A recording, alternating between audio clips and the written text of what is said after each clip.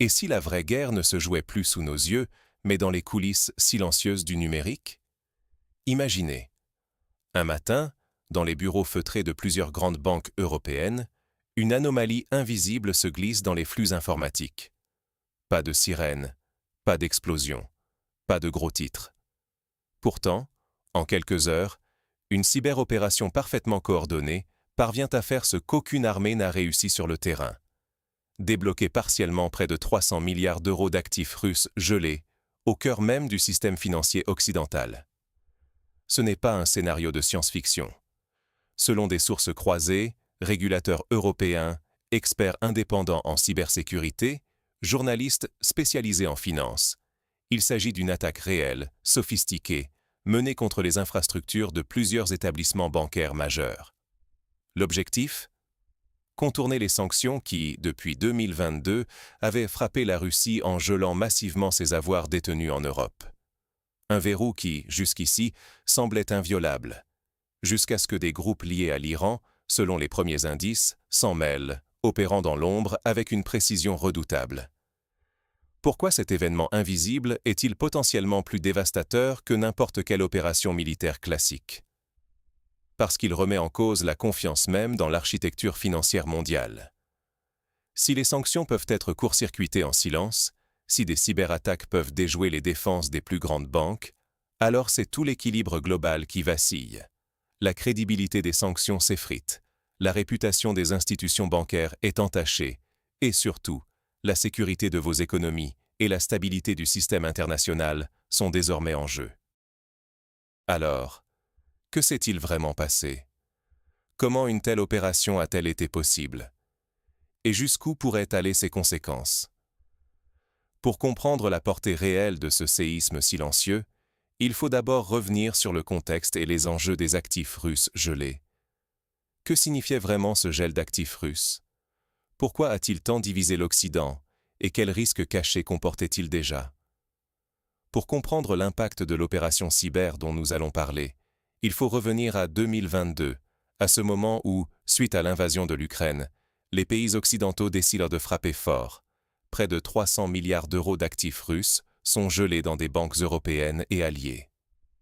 Jamais, dans l'histoire récente, une telle somme n'avait été immobilisée par une décision aussi coordonnée. À l'époque, beaucoup y voient un tournant stratégique historique. Priver la Russie de ses ressources pour la contraindre politiquement, économiquement, militairement. Mais très vite, derrière l'apparence de l'unité, la réalité s'avère beaucoup plus complexe. Le gel de ces actifs n'a pas seulement fait mal à Moscou, il a ouvert une série de débats explosifs sur la scène internationale et même au sein des sociétés occidentales. Première question. Sur quel socle juridique repose cette décision? D'un côté, ses partisans affirment qu'en agressant un autre État, la Russie a franchi une ligne rouge qui justifie des mesures d'exception. Mais de l'autre, de nombreux experts et institutions mettent en garde. Les réserves détenues par une banque centrale étrangère étaient jusqu'ici considérées comme inviolables, protégées par le principe de la propriété souveraine en droit international. Rompre ce tabou, c'est prendre le risque de fissurer l'un des fondements de la confiance mondiale. Si l'argent d'un État reconnu peut être saisi d'un simple décret politique, alors plus rien n'est vraiment sûr. Deuxième débat. Le précédent. Car si cette arme est utilisée contre la Russie aujourd'hui, qu'est-ce qui garantit qu'elle ne se retournera pas demain contre d'autres pays, ou même contre vous, vos économies, vos investissements?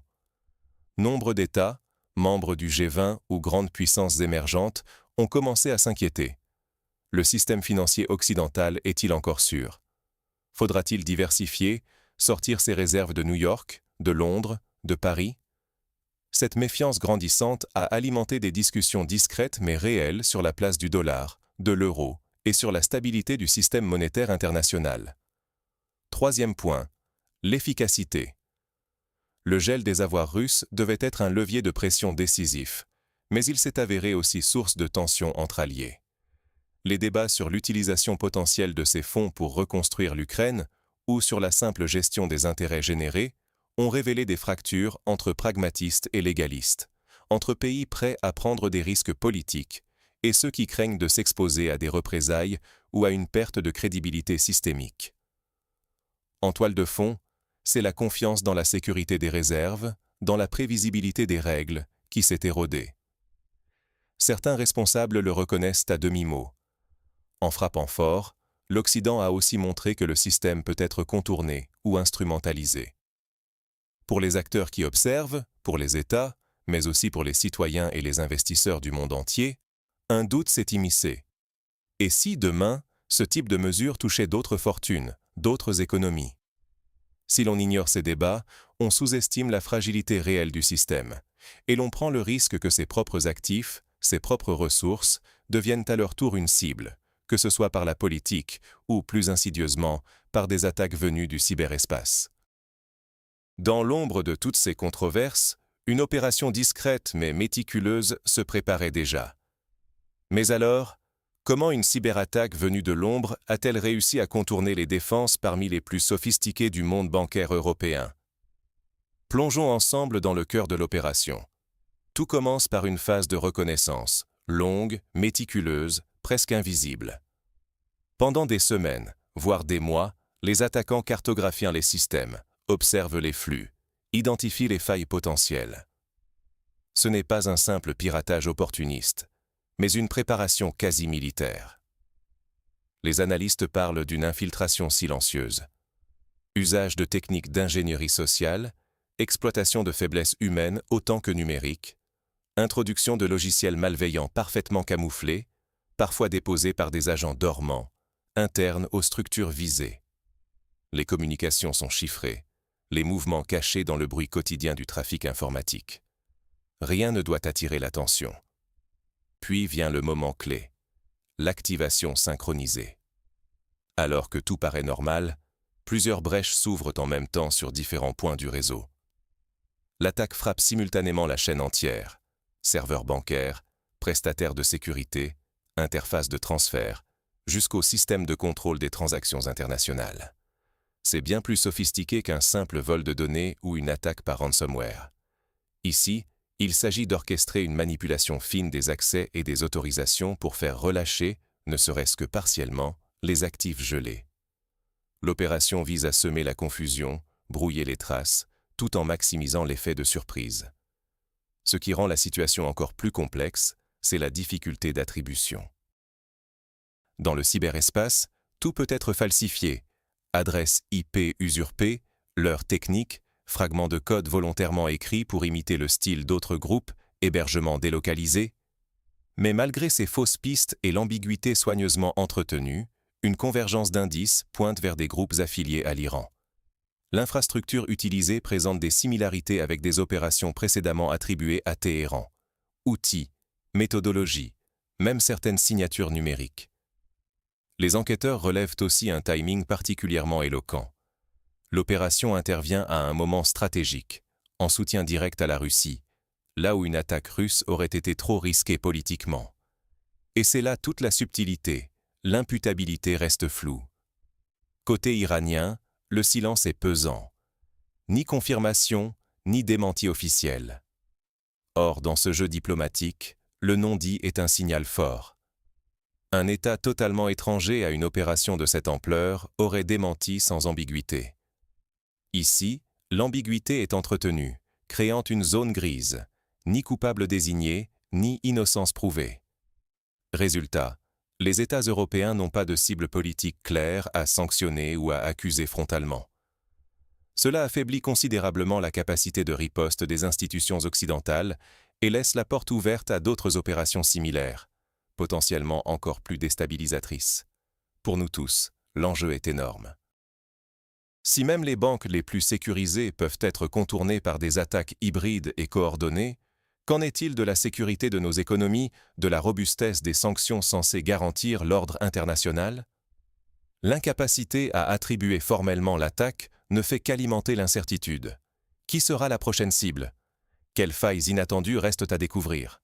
Et surtout, la confiance, ce socle de tout le système financier mondial, n'est-elle pas déjà fragilisée?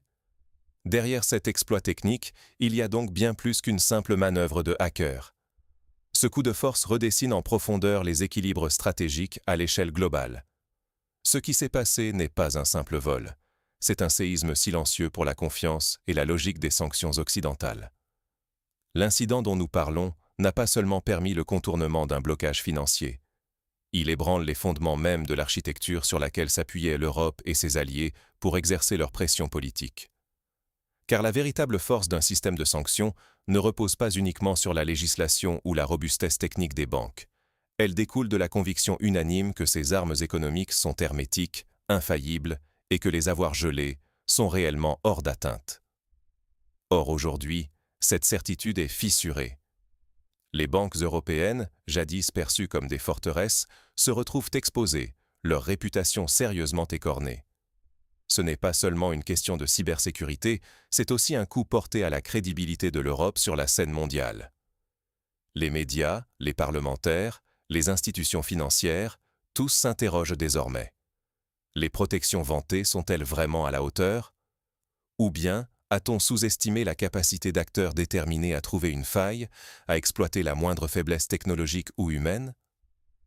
À Bruxelles, à Paris, à Berlin, les débats s'intensifient. Les gouvernements subissent une pression accrue, sommés de s'expliquer devant leurs opinions publiques et leurs partenaires. Comment s'assurer qu'un tel incident ne se reproduise plus? Faut-il repenser toute la doctrine d'utilisation des actifs gelés? Car derrière cette attaque, une question juridique fondamentale apparaît. Qui doit rendre des comptes si des fonds censés être immobilisés se retrouvent débloqués? Les banques? Les États? Ou bien un flou volontaire est-il en train de s'installer, chacun espérant que la poussière retombera sans trop de casse? Mais ce flou nourrit l'incertitude, et c'est précisément ce qui inquiète les autres nations. L'incident crée un précédent dangereux. Si la sécurité des réserves en Occident peut être compromise, pourquoi continuer à y placer ses avoirs? C'est le signal que Moscou voulait envoyer à ses alliés, et surtout, aux pays qui observent la situation avec attention. La domination occidentale, le sanctuaire du dollar et de l'euro, n'est plus si impénétrable.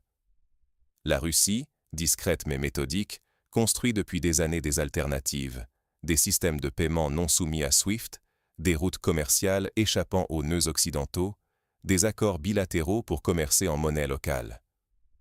Cet incident, s'il est confirmé dans son ampleur, s'inscrit dans cette stratégie.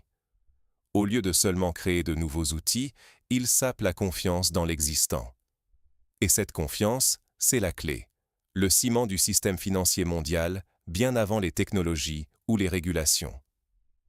Dès lors que les acteurs, qu'il s'agisse de banques centrales asiatiques, de fonds souverains du Moyen-Orient ou d'États émergents, doutent de la prévisibilité et de la sécurité du système, ils commencent à diversifier, à chercher où placer leurs réserves, dans quelle monnaie, sous quelle juridiction. Le mouvement est discret, progressif, mais il pourrait bien s'amplifier. Les gestionnaires de réserves, même dans des pays sans conflit ouvert avec l'Occident, redéfinissent déjà leur stratégie pour échapper au risque d'un gel soudain ou d'une brèche cyber. Ce qui est donc en jeu, ce n'est pas seulement la perte financière d'un acteur ou l'humiliation temporaire de tel ou tel État. C'est la place du dollar, de l'euro, la capacité de l'Occident à imposer des sanctions efficaces, mais aussi la stabilité de tout l'édifice sur lequel repose l'économie mondiale.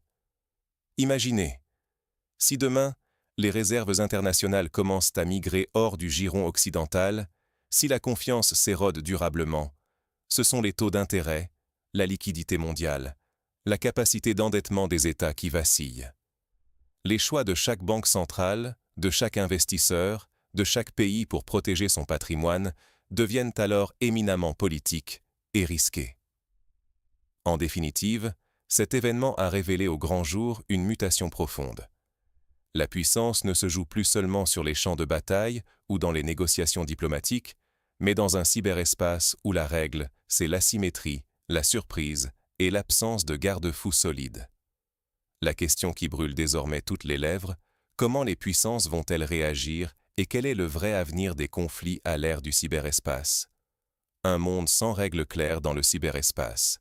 Opportunité ou menace pour la stabilité globale.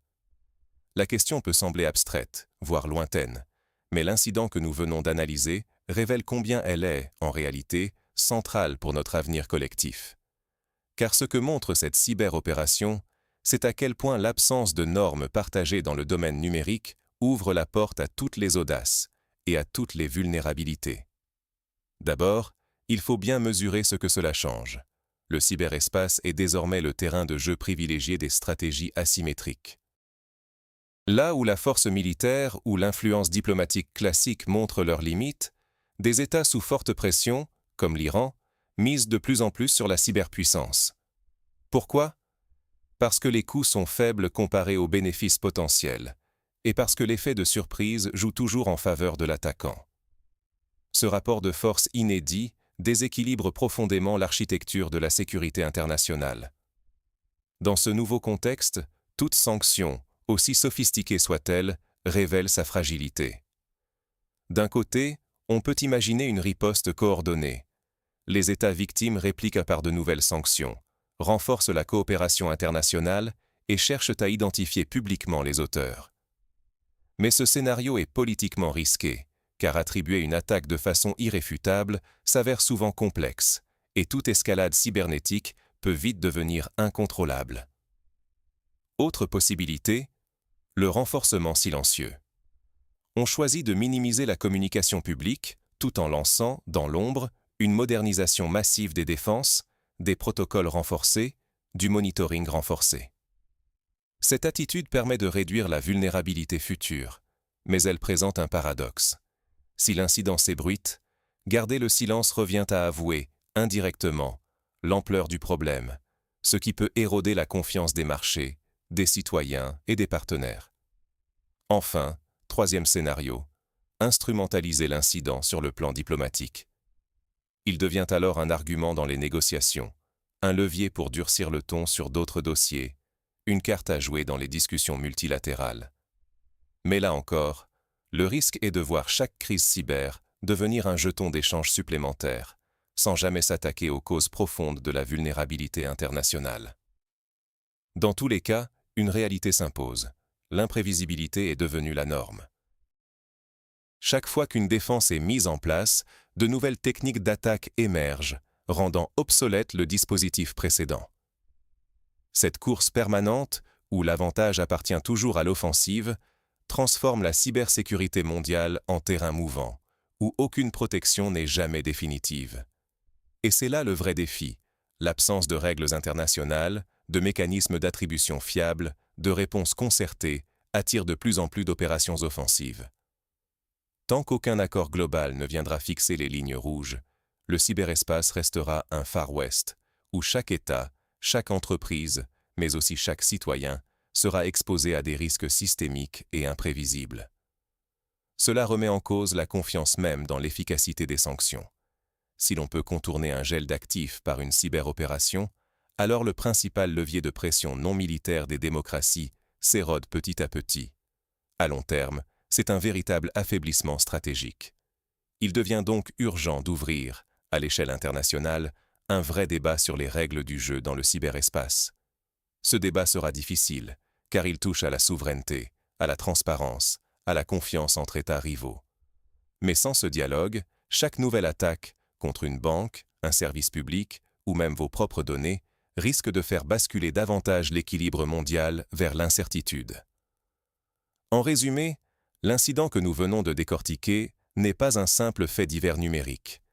Il est le symptôme d'un monde où, faute de normes, la stabilité financière, la sécurité de vos économies et la robustesse même de l'ordre international sont désormais en jeu. Alors, face à ces bouleversements, une question s'impose. Quelle action concrète peut-on adopter, individuellement et collectivement, pour limiter ces nouveaux risques? La prochaine crise sera-t-elle évitable ou choisira-t-on d'attendre qu'il soit trop tard? Voilà la question qui s'impose à nous et qui dépasse largement le simple fait divers du jour. Ce que nous venons d'analyser n'est pas seulement un coup de maître de l'ingéniosité cyber, c'est un avertissement qui touche directement à la confiance que chacun de nous place dans le système financier mondial. Car derrière les chiffres, les communiqués, les communs d'experts, il y a un constat.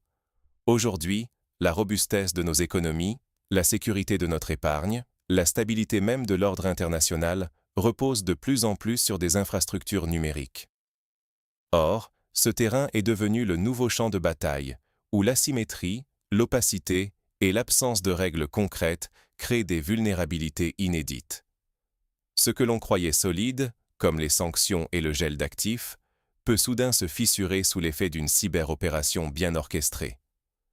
La véritable leçon, c'est que les menaces ne se manifestent plus forcément par des chars massés à une frontière. Elles infiltrent nos systèmes, nos échanges, nos données, nos économies. Pour les États, cela signifie repenser radicalement leur stratégie de défense et de dissuasion. Mais pour nous tous, citoyens, investisseurs, entreprises, cela veut dire une chose. Notre sécurité financière n'est plus seulement entre les mains des banquiers ou des gouvernements. Elle dépend de notre capacité à comprendre, à anticiper et à exiger des garanties dans ce nouvel espace sans frontières ni loi claire. Alors, que faire? Fermer les yeux? Se dire que l'attaque d'aujourd'hui ne concerne que des États lointains? Ou saisir ce signal pour réclamer un nouveau contrat mondial pour le cyberespace, des règles du jeu transparentes, des mécanismes de vérification crédibles? C'est un débat complexe, technique, mais il est vital. Car sans ce dialogue international, chaque nouvelle brèche affaiblira un peu plus la confiance dans l'architecture financière globale, rendant nos économies et notre avenir collectif encore plus vulnérables. Restez vigilants, posez-vous les bonnes questions, informez-vous. C'est à ce prix que nous pourrons, tous ensemble, peser sur les décisions qui façonneront la sécurité de demain. À vous de décider si la prochaine crise sera subie ou si elle sera évitée grâce à notre lucidité et notre engagement.